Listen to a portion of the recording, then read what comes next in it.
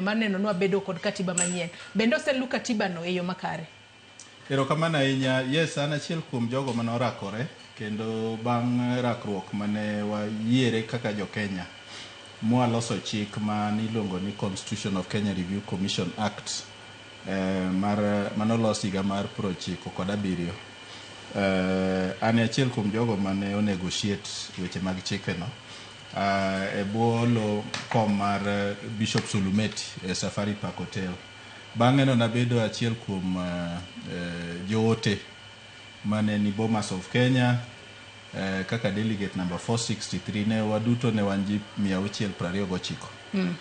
Mabe kuna dhi yudo thuolo mar bedo jakom mar technical working group mane focus on citizenship gi Bill of Rights gi ratiro mag dhano. Kora nyalo wacho ni yes, nyaka ne wakal chik manyien higni 15 mokalo, wasego okang' nikech sani koro wan gi sirikande kidienje ariyo. Wan gi sirikal mamalo miluongo ni national government to gi sirikendni mag gweng' 47. Thoth jo Kenya pod wacho ni serikali kuu.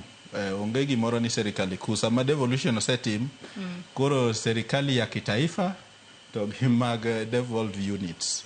Onge serikal moro ma kuu mane iwacho ni central government machon cha. But pod awinjo ka jo siasa nikech pok wapuonjore. Achiel kuom gigo ma pok watimo maber ahinya. Kata wan jok makedo ne ratiro mag oganda. Pok wayudo tonglo maber mar puonjo jo Kenya. Ni to chik ni nedwa ni koro watim timbe wa yo mane. Nikech chik ni ne wacho ni sani koro teko mag piny kata miluongo ni Kiswahili ni mamlaka makuu ni e lwet rahia, lakini mano poko odonje wi jopiny pod ng'iyo ni ng'amoyier kaka MCA, ng'amoyier kaka MP, ng'amoyier kaka senator, governor.